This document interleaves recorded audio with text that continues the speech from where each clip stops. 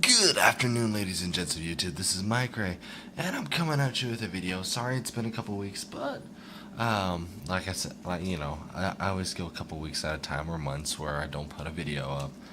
That's because life's been busy with the kid and working, and well, I'm gonna start putting up at least a couple videos a week. I'll record them, and the Wi-Fi is awesome at work, so I just when I plug my phone into charge at work, I upload it on the Wi-Fi because it's faster than my home Wi-Fi, which it's kind of sad. But anyways, it's been a while since I've done a deck profile, so I'm doing an updated deck profile on my Infernoids for the March 2016 format.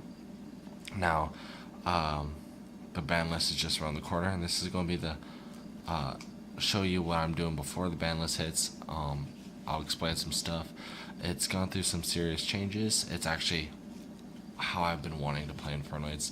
In main deck, I'm missing like 2 cards, and yeah, and it's like easy cards to pick up. So yeah, we'll get to the deck profile right now.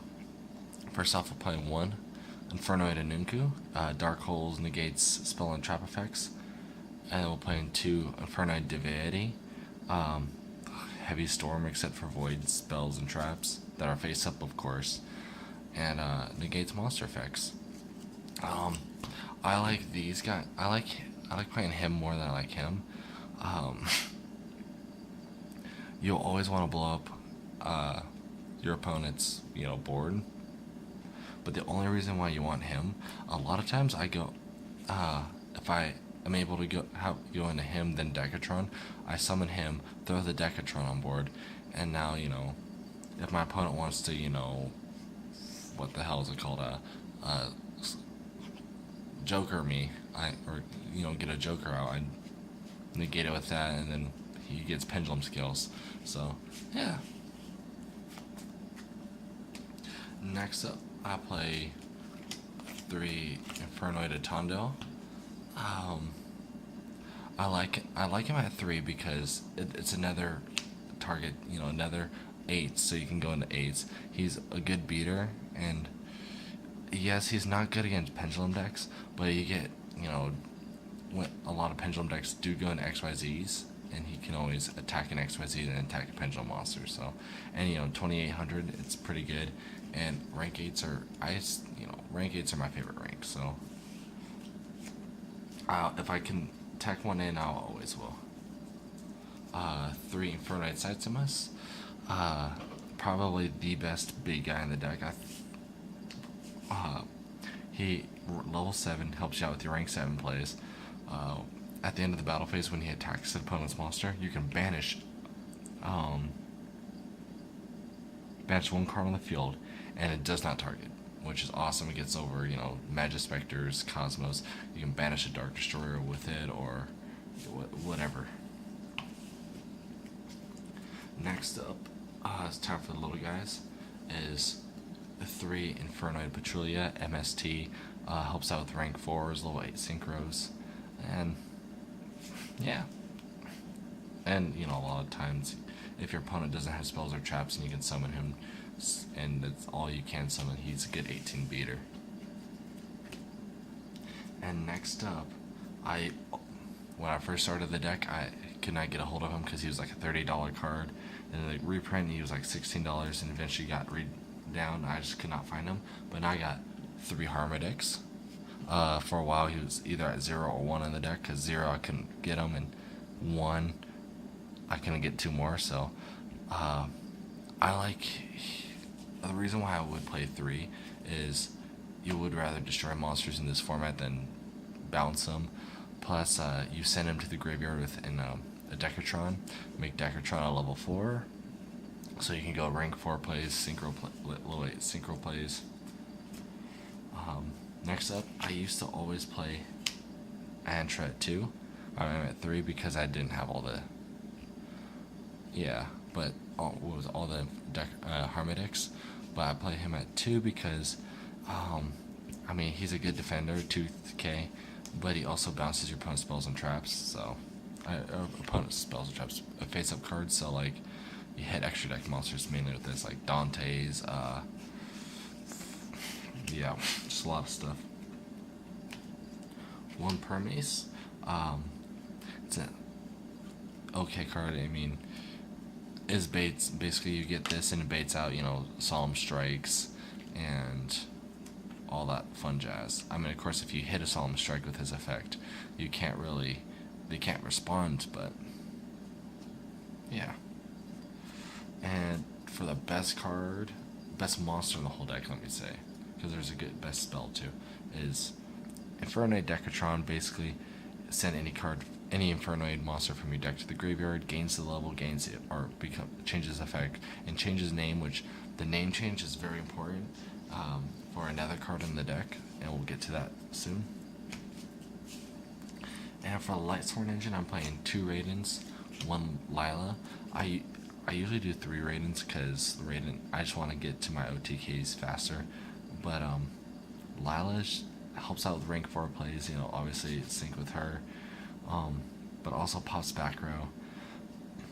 A lot of times people play Vanity's Emptiness, normal summon her, pop the Vanities or whatever. But yeah. Now it's time for the best spell card in the deck, and it's 3 Reasoning. My buddy has this gold for me, a playset, but he was kind of busy tonight when I met up with him. But tonight's when I got the Harmonics. I got another card that you'll see later in the deck profile. But basically, Reasoning game. if Reasoning goes off. And to go with the Reasonings is 1 Monster Gate. Honestly, I'm hoping this goes up to 2 next ban list, because that would be nice. I have a second one waiting just to go in my deck. For the Lightsworns, play 2 Charge of the Light Brigade. Yeah, it's self-explanatory. 1 for 1, it searches out your Decatron faster. And then Rekindling, now I'm going to put this away. People debate between Rekindling and Soul Charge. I prefer Rekindling because you don't really need to Rekindling, yes, only targets your Decatrons, while Soul Charge can get the Decatrons and your Lightsworns. But this deck, you just want to be aggressive, and when you get the Rekindling off with your Decatrons, you can send more Infernoids to the graveyard, and if you send the big ones, you can tribute off your Decatrons using their effects. Banish cards from your opponent's graveyard, then you summon and swarm with the big guys. And then you can still attack that turn, so it's awesome. And you can get, with it, you can get rank 8 plays off, and rank 4s, so. Next up, I'm playing 2 Voids here, 4 Abandoned Lands for the deck, and, it's an awesome card. Love it. And I play 2 Void Imaginations. Honestly, I would bump this guy up to 3, but this is one of the 2 cards I would change in the deck. I would put it up to 3, just so I can see it more. It helps you, you can swarm the field with it, you can disable your opponent by summoning and send a crap ton of Infernoids to your graveyard by fusion summoning with it. So I love fusion summoning. The Infernoid fusion monster, I think, is a boss of a card. I think he's a really cool card. Next up, I play 1 Void Vanishment. It's just to search out the Void Imaginations, but when I get the 3rd Imagination, I'm taking Vanishment out for that. It can also search the Seers, but yeah. And 1 ups for spells, I play 1 Regeki, 1 Burial from a Different Dimension, and then I'm playing 1 Trap, and that's Breakthrough Skill. This would be I'm sorry, another one I would take out, probably for Galaxy Cyclone. I love Breakthrough Skill, but I think traps are way too slow. And that is it for the main deck. Onto the extra deck. For rank 4s, I'm playing 1 Abyss Dweller, 1 Castel. This is one of the new gold ones. I actually love Castel Gold. And Gemknight Pro. Everyone knows why you play. I think in this format, these 2 are the best rank 4s besides Rafflesia, but Flash is not good in this deck because you'll probably mill one of your trap holes. And Castell's obviously a boss of a card. Abyss Dweller, you know, Phantom Knights and Burning Abyss are running amok. This can get Infernoids too. And I think Mermails, I don't know. I don't play much Mermails, so I wouldn't know about that. Auto rank 7s, I play one number 11 Big Eye and one red ass Flare Metal Dragon. You know, steal your opponent's big monsters. And I actually like Flare Metal Dragon. I probably go into him. I used to go into Draco Sack all the time. Then I picked up the Big Guy, and I went into Big Guy all the time. Now I picked up him. I just like going him more. He can't be destroyed by card effects, so you can get 2 Sights and Musses out, throw him on the field. If your opponent has a big massive field, unuku it. Then you got 2 big old beaters. Plus, for your opponent's decks that play like a lot of player, he kind of has like a maxi effect. You don't want to use too much cards, you know. Maxi, you don't want to special summon a lot. With him on the field, your opponent can't really play a lot of card effects because that'll take its toll.